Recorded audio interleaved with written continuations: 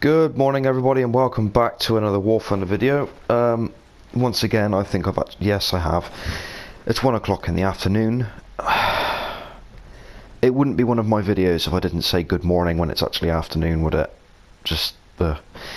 Anyway, this is probably going to be my last video for, well, I want to say a while, but hopefully it won't be, I might be able to do a video on Friday because I'm back at work Wednesday, but it won't be. I won't be doing another video for a few days. Anyway, I've been wanting to do a video on this topic for a while now. Here's where the problem comes in. I actually do not know what I'm going to call this video yet. Those of you who are watching the video now will obviously know what the name of the video is because you clicked on it. Although, as I said, I can't think of an idea of what to call this video. I know that the subject matter is in one way or another relevant. It's difficult to explain really. I wanted to look at the reasons why War Thunder is not more popular than it thinks it is. And in short, that basically boils down to something very simple. And in my mind, that is people's love affair with armour, aircraft. Specifically things like this. Now, hands up those of you who started playing War Thunder when it first released, maybe not even when it first released, when Ground Forces were released, and you picked up the game purely so that you could drive the Tiger 1. Or maybe even the Tiger 2. Be it with the Henschel turret or the Porsche turret. Hands up those of you who decided to play the game for this very reason. Maybe you wanted to play the Jagdpanther, the Ferdinand, or maybe in something a little bit more, normal, the Panther F, any of the Panthers even for that matter, the Nashorn, the Waffenträger. So yes, my point is that just looking at the German tech tree, there's plenty of vehicles here that you may want to get the game just to play. And then it goes even further than this. We've got some more unusual vehicles in here. The Maus, the KPZ-70, the Jagdtiger, the Gepard, the Leopards, all of them. The Leopard 1, the M48A2 GA2. There are loads of tanks in this game that will make people want to try and play it just so that they can see what the vehicles are actually like. And this is the same with aircraft as well. Just sticking with the Germans, we'll go to the aviation tech tree. The 109s. Need I have to mention any more than that? The 109s, the Junkers 87 Stukas, the Heinkel 111 medium bombers or heavy bombers, whichever you prefer to call them. Focke-Wulf 190s. All variants of them. The A series, the D series. What else have we got in here?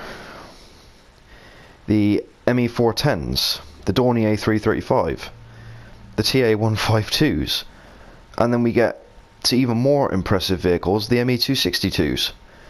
These are vehicles that are renowned just amongst history buffs in general. And many are people who maybe didn't even understand what sort of armament an ME262 has. They may only know the name, but what they do know is that they looked at the name of the aircraft and said, that sounds interesting, we want to give that a go. So they got the game, they installed the game, they started playing it, and then they started running into problems. Now, I need to tread very carefully on how I word myself here for a moment, because, let's be honest, this is not a subject that is easy to tiptoe around, although I'm going to try my best. So you've just installed the game, you've started grinding, in the case of aircraft, let's stick with aircraft for now, you've started grinding your tier 1s. You've gotten into tier 2, say maybe in, I don't know how much research with these, I don't even remember, basically nothing. Let's say you've gotten into bottom end of rank 2, so you're flying the Focke-Wulf 190A4. By the end of the day, which is quite plausible if you've actually gone through the time to buy premium. You're doing all this, and you suddenly realise that you don't really want to play it anymore. It's getting boring, it's getting frustrating, the teams aren't fun, the teams are basically useless even. You're struggling to actually achieve what you want to achieve, and it's getting to a point where it's beginning to drag you down. Now, I think we've all been there. We've all had to take a break from War Thunder for a while. And the fact of the matter is, I think that War Thunder has never been very well advertised. I can't even remember it being advertised. The only way I knew about it when it first started becoming a thing was through word of mouth. I think I've probably mentioned this before, but one of my own friends started playing War Thunder about a week before he mentioned it to me. He knew I was interested in World War II aircraft, which at the time, that's all there was. So I jumped in and we started playing arcade together, believe it or not. That was when I was playing on the PC. And I loved it. And then I started playing it on the PS4, and ever since then I haven't really looked back. But here's the thing. I've always said that if anything was to go horrifically wrong, for example, I was to lose the save file and it was to get corrupted or something like that, and I was to lose my account on PS4 for War Thunder, I wouldn't come back. I wouldn't come back, and I would not go through all of this again. And I'm not one of the people that pays their way to grind through everything. I don't do that. When I used to play this game a lot, I had more than enough time to actually sit down and grind through a tier. In the case of tier 1 and 2, maybe a couple of days. Tier 3, a couple of weeks. Tier 4 and 5, months. But I had the time to actually grind through it all, and I was enjoying it enough that I didn't care how long it took. I enjoyed driving and flying the vehicles that I had at the time enough to persuade me to keep going. And that is something that everybody would look for when they were playing this game.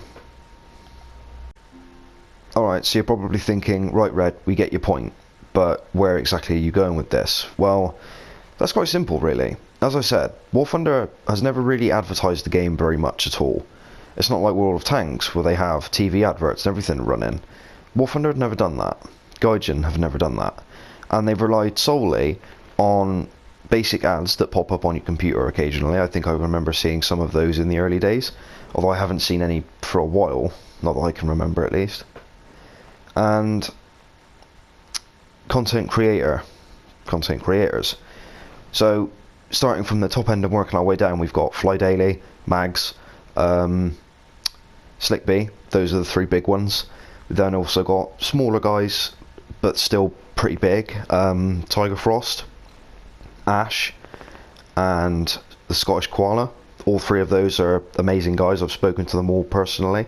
They're absolutely fantastic people. I love them to bits. Hopefully they feel the same way about me, but I don't know. And then working our way down from there, we've got very small channels in comparison to everything else. I have all of you guys, 533 subscribers as of today, which is amazing. And the amount of subscribers is not relevant to whether I upload or not, because I enjoy making these videos. So long as I can make videos, I will continue to make videos because it's what I enjoy doing. It's a hobby. I love doing it. And all of us together, all of the YouTuber, content creator and streamer community are basically responsible for Gaijin's marketing. The problem is that we only market to people who actually know about the game. If anybody happened to be going through YouTube or going through Twitch, I highly doubt that they would click on a War Thunder video and, not knowing what it is, they probably would just completely ignore it. You'd only click on it if you've maybe heard of it in passing, which chances are might just be from word of mouth. So in other words, they're going to look at these videos and go, yeah, that looks reasonably interesting, and then carry on scrolling. We do not bring people to the game. What we do is keep people interested in the game, and that is the key issue that War Thunder has been facing for years at this stage. They once boasted that they had, I think it was several million, or was it bigger than that? Was it like 1 billion players, active accounts or something like that? But what they don't say is that they may have that many people who have accounts, but at any given time, the maximum I've seen playing War Thunder is about 70,000. roughly. And that number is slightly skewed by the fact that it's currently the holiday still. Most people don't go back to school until next week, so a lot of the people playing the game at the moment are kids, teenagers, people on holiday. During the week though, the work week, that number drops substantially, about 40,000 people, so about a third, more or less. And, you know, this is what I'm trying to say. Gaijin relies too much on people coming in because they want to play the Tiger, they want to play the Leopard 2, they want to play, well, not even the Leopard 2A4, they want to play the Leopard 1s, they want to play the Tiger 2, they want to play the Mouse, they want to play the fucking Focke-Wulf 190D, whatever their poison is, they want to play that vehicle. So they come into the game, they start grinding, they get bored, they spend a little bit of money to, you know, maybe push the grind up a little bit, they continue playing, they don't see the point in just spunking money and getting there straight away. So what do? They leave. But Gaijin doesn't care. They've already spent their money, they've already given Gaijins, you know, money that they wanted from them, money that they would have liked from them. And I do find it slightly concerning how Gaijin doesn't seem to want to keep people engaged. Now, don't get me wrong, this has gotten a lot better. They are no longer not listening to the community, or at least now they are actively making it look as though they are listening, which I think, I truly do believe that they are listening to us now, and that's refreshing. But now it would be nice for them to go a little bit further and decide that they're actually going to start trying to keep people engaged in their game and getting them to stay once they've joined. It might be worth pointing out that at this stage it may be a little bit late for that. Most of the people that could come to the game, you know, people who are interested in this sort of thing, may have already done so and may have already gotten bored and left. But we don't know that. So there might be hope for the game just yet. We'll have to see. Anyway, digressing slightly before we end the video, I would like to just let you all know that I'm actually a little bit further into my Italians now. Where are we? We are just getting into tier 5, just about. I'm very much looking forward to the M113A1 with a tow. That looks, I mean, it only gets, where is it? 10 missiles? I think it gets 10 tows. Yeah, 10. But still, the Sidam 25 looks absolutely awesome as well. Very much looking forward to that. Because it's unusual and it's an M113. Who would not want one of those? The M47 with the 105mm gun looks pretty interesting as well. And the AUBL/74 also looks very interesting at the moment. Currently grinding my way through the R3T106. For those of you who watched my Italian meme machine video, which was on the, where is it? There it is. The R3T20 FAHS, this little demon here. It uses exactly the same hull, or chassis, whichever word you want to use, only it has 2 recoilless rifles strapped to the roof, as opposed to a 20mm autocannon. So, yeah, I think that's going to be rather fun. I'm continuing to grind through the Italians. I'm hoping to get into tier 5, which I think is where things are going to start getting, you know, interesting. I'm not so interested in the M47, to be honest, but I'm quite looking forward to the Sidam and the M113A1, as I said. The OF40s I'm quite looking forward to, even though they're basically just Leopards, more or less. I know the automatic is something that Scooter is very interested in because it fires APFSDS.